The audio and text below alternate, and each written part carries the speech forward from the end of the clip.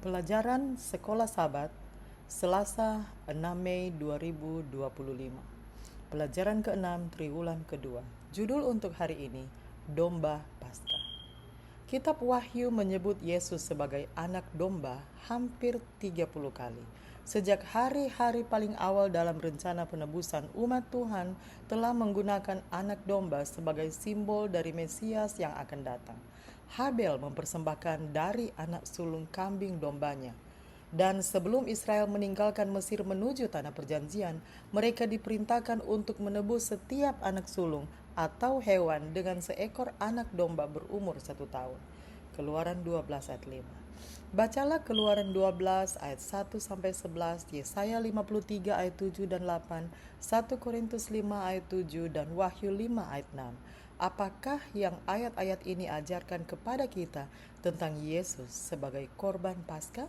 Apakah artinya itu bagi kita masing-masing? Saya baca dalam Keluaran 12 ayat 1-11.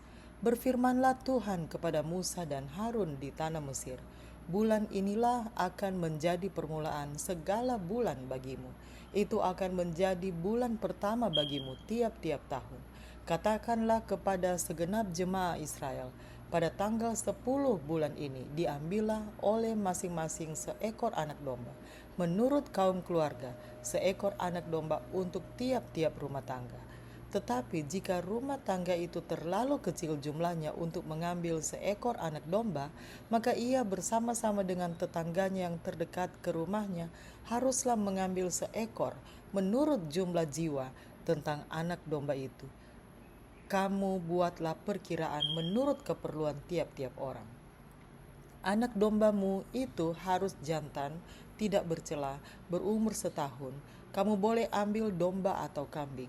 Kamu harus mengurungnya sampai hari yang ke-14 bulan ini. Lalu seluruh jemaah Israel yang berkumpul harus menyembelihnya pada waktu senja. Kemudian dari darahnya haruslah diambil sedikit dan dibubuhkan pada kedua tiang pintu dan pada ambang atas, pada rumah-rumah di mana orang memakannya. Dagingnya harus dimakan mereka pada malam itu juga. Yang dipanggang mereka harus makan dengan roti yang tidak beragi beserta sayur pahit. Janganlah kamu memakannya mentah atau direbus dalam air, hanya dipanggang di api, lengkap dengan kepalanya dan betisnya dan isi perutnya. Janganlah kamu tinggalkan apa-apa dari daging itu sampai pagi. Apa yang tinggal sampai pagi kamu bakarlah habis dengan api. Dan beginilah kamu memakannya, pinggangmu berikat, kasut pada kakimu dan tongkat di tanganmu. Buru-burulah kamu memakannya, itulah Paskah bagi Tuhan. Yesaya 53 ayat 7 dan 8. Dia dianiaya, tetapi dia membiarkan diri ditindas dan tidak membuka mulutnya. Seperti anak domba yang dibawa ke pembantaian, seperti induk domba yang keluh di depan orang-orang yang menggunting bulunya, ia tidak membuka mulutnya. Sesudah penahanan dan penghukuman, ia terambil, dan tentang nasibnya siapakah yang memikirkannya? Sungguh, ia terputus dari negeri orang-orang hidup, dan karena pemberontakan umatku, ia kena tulah. 1 Korintus 5 ayat 7.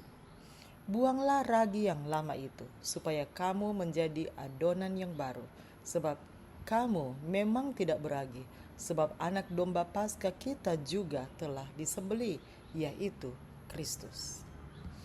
Wahyu 5 ayat 6. Maka aku melihat di tengah-tengah tahta dan keempat makhluk itu, dan di tengah-tengah tua-tua itu berdiri seekor anak domba, seperti telah disembelih, bertanduk 7 dan bermata 7. Itulah ketujuh roh Allah yang diutus ke seluruh bumi.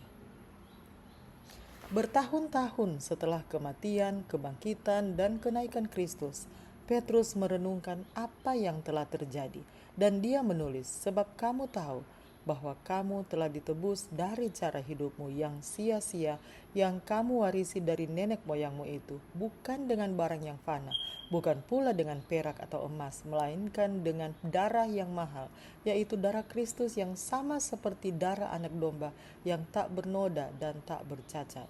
1 Petrus 1 ayat 18 dan 19. Yesus menjalani satu-satunya kehidupan manusia yang memuaskan kekudusan Tuhan. Kita semua telah berdosa, dan cara kita menjalani hidup kita yang penuh dosa secara harafiah menceritakan kebohongan tentang sifat pencipta kita. Namun, Yesus menjadi Adam terakhir. 1 Korintus 15 ayat 45. Di mana kita gagal, dia hidup dengan sempurna.